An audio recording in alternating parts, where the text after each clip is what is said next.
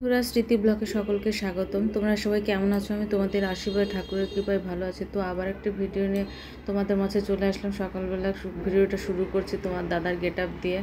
তো দেখো, সকালবেলা কালকে যে শার্টটা নিয়ে আসছিলো সেই শার্টের মধ্যে এটা একটা শার্ট, ও সেটা পরছে, আজকে পরে যাচ্ছে। কেমন লাগতেছে অবশ্যই কমেন্ট করে জানিও। তো ও সকালবেলা আত্রায় যাবে, তার কারণে আর এটাই পড়লো, পরে একটু আমাকে দেখাইতেছিল। আমি এখনও বিছানা থেকে উঠি নাই, তবে ঘরটার ঝাড়ু দিয়েছি, বাসি কাজ শেষ করে এসে বিছানা আবার বসেছি। তো দেখতে থাকো সারাদিনের ভিডিওটা। আসলে কয়েকদিন এমন পরিস্থিতি হলো যে ভিডিওটা যে আবার করতে পারবো সেটাই কখনো ভাবি নাই। যে কারণ হচ্ছে সে এমন পরিস্থিতি, নেটওয়ার্ক বন্ধ, সব যোগাযোগ বিচ্ছিন্ন, সব কিছু থেকে খারাপ অবস্থা ছিল। তো যাই হোক, আবার যে ভিডিও শুরু করতে পারতেছি এটাই ভগবানের কাছে প্রার্থনা। তো যাই হোক, সকালবেলা চলে আসলাম রান্নাঘরে রান্না করার জন্য। দেখো মাংস ছিল, সেটাও একটু বের করলাম, আর আলু পটলও বের করছি। থালা বাসন দেখো কোনো কিছু মাজা হয় নাই। কালকে দুধ ছিল, সেই দুধটাও একটু দুধ আছে, সেই দুধটা আর কি আজকে কিছু করবার। দেখো পটলও বের করেছি। আর সকালের খাওয়া বলতে দেখো, কালকে একটু ভাত ছিল, সেটা একটু ভাজলাম আর ডিম ভাজি করে আমি খেয়ে নিলাম। তোমাদের দাদা একটু বিস্কিট খেয়ে গেল। তো চলে আসলাম তারপরে এই যে ডাইনিং পরিষ্কার করার জন্য, যেহেতু কয়েকদিন ছিলাম না, কারণ দেশে মানে কারফিউ জারি হয়েছিল। তো সেই কারণে সব এখানে ছিলাম না, চলে গিয়েছিলাম আত্রাইতে, কারণ কোনো এখানে কোথাও বের হওয়া যাচ্ছে না। তো আসার পর কয়েকদিন দেখলাম যে বাসার বাড়ি একদম নোংরা হয়ে রয়েছে, প্রায় 10 দিন পর আর কি সব কিছু ছাড়ছে। তো তারপর ডাইনিংটাও পরিষ্কার করে নিয়ে একদম ম্যাট ট্যাট বিছিয়ে নিলাম, আর ফুলদানি মানে গাছটা একটু সুন্দর করে সাজিয়ে নিলাম। নেওয়ার পর তারপর আর কি ঘরটা যেহেতু পরিষ্কার করতে হবে, সবগুলো কাজই আজকে করবো একটু একটু করে, আর রান্নাটাও করতে হবে। তারপরে চলে আসলাম মেয়ের ঘর গোছানোর জন্য। কালকে কোনো মতে একটু করে ঝাড় পরিষ্কার করে আর কি শুয়েছিলাম, আজকে আবার সব কিছু ঝেড়ে চুলটুলো পড়েছে, সেগুলো পরিষ্কার করে নেব, নিয়ে তারপরে আর কি রান্নাও করবো, ওগুলো কাজও করবো, ফাঁকে ফাঁকে রান্না করবো। তোমাদের দাদা আবার দুপুরবেলা আসবে, এসে আবার এখানে আবার খাওয়া দাওয়া করবে বা অল্প কাজ টাজ করে। তো দেখো, তারপরে করে নিলাম, একটু ঝুলগুলো আর কি ঝেড়ে নেবো।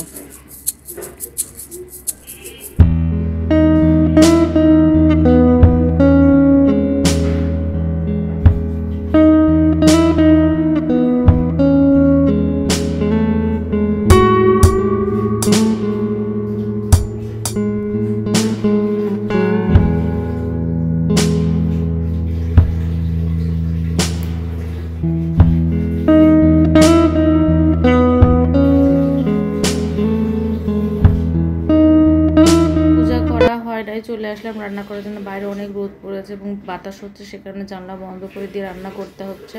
তো এই যে মাংস, আলু টালু সব পেঁয়াজ টেঁয়াজ একবারে করে দিলাম, যেহেতু মাংস রান্না করব, অল্প একটু মাংস ছিল, তো তার কারণে আর কি সব একবারে দিলাম, আলাদা করে আর ভাজলাম না। তো এক করে মাংস আর সবজি রান্না করলাম। তো পটলে ভাবছিলাম আলু পটলে ভাজি করলাম না। এই যে হয়ে গেছে দুপুরের খাবার, মাংস আলু দিয়ে মাংস রান্না করলাম, মুরগির মাংস, আর এই যে সবজি রান্না করলাম সব ধরনের, এই যে কলা, আলু, পটল, মিষ্টি কুমড়ো দিয়ে সবজি করলাম। আর কলা সেদ্ধ দেওয়া ছিল, যে ভাতও রেখে দিয়েছি, কলা সেদ্ধ দিয়েছিলাম, সেই কলা সেদ্ধ পরে তোমাদের দাদা আর কি মাখলো। এই যে দেখো, তোমাদের দাদা আসলো কিছুক্ষণ আগে, এসে স্নান টান করে খেতে দিলাম। রান্না যেহেতু হয়ে গেছে, তো কলা সেদ্ধ বললো আমাকে দাও, আমি মেখে নিচ্ছি। তো কলা সেদ্ধ তোমার দাদা মেখে এই যে দুপুরে খাওয়া দাওয়া কমপ্লিট করে নিল, তারপরে আমি খাবো আর কি। স্নান করে পূজা করে আজকে সব কাজ শেষ করে তারপরে স্নান করলাম আর কি। সব কাজ শেষ করে রান্না শেষ করে তারপরে স্নান করলাম। স্নান করে ওই যে পূজা করে পুজো দিয়ে নিলাম, দিয়ে এখন দুপুরে খাওয়া দাওয়া করবো। তোমার দাদা তো আগেই খেয়ে নিয়েছে, তো এখন খাবো। ও প্রসাদটা দিয়েছে, এখন প্রসাদটাও খাবো। রান্নাঘরে কিন্তু সব পরিষ্কার হয়ে গেছে। এই যে ঘরটা সম্পূর্ণ পরিষ্কার করে একদম কাজ শেষ করে তারপরে আর কি করতেছি। তো ঠিক আছে, এখন একটু খাওয়া দাওয়া করে নিই, তারপরে আবার আসতেছি। স্নান করে আসার পরও দেখো গরমে মুখ চোখ বিধ্বস্ত দেখাইতেছিল। আর এই যে দেখো ড্রাগন ফল প্রসাদ দিয়েছিলাম, সেটা আর কি খাওয়া দাওয়া করে নিবার মেয়ের জন্য রাখা হয়েছে, ঠাকুরের ওখানেও রাখা হয়েছে। তো তারপরে খাওয়া দাওয়া শেষ করে নিয়ে চলে আসলাম একটু বিকেলবেলা। তো আজকের ভিডিও আজকেই পাঠাবো, আর যেহেতু ভিডিও করা হয় নাই কয়েকদিন, তো সেই কারণে আজকে ভিডিওটা করবো। আবার কাল সন্ধ্যার পর থেকে যে ভিডিওটা হবে সেটা কালকে করব। তো বাগানে আসলাম, আগে বেলকনি বাগানে গাছগুলো ছিল না, নষ্ট হয়ে গেছে। তো ঠিক আছে বন্ধুরা, আজকে ভিডিওটা এখানেই শেষ করছি।